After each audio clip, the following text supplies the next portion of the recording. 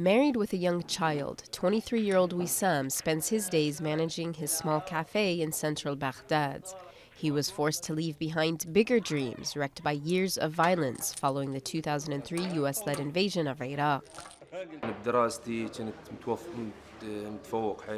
I was top of my class, but when circumstances became very bad after the occupation, I felt that something was broken inside of me, my ambition and everything.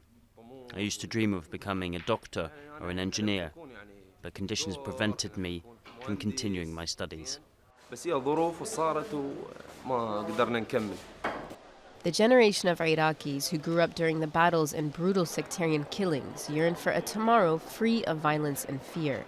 But 10 years of bloodshed have cast doubt such a future exists here.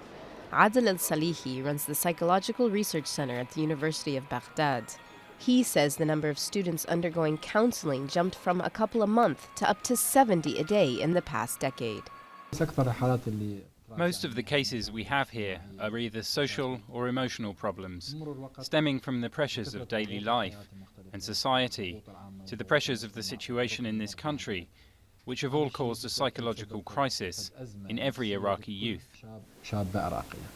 One of those is Rabab, who recently returned to her studies after having no choice but to stop when her father was killed in sectarian violence in 2006. Although attacks have decreased significantly, Rabab says there are other problems facing young Iraqis.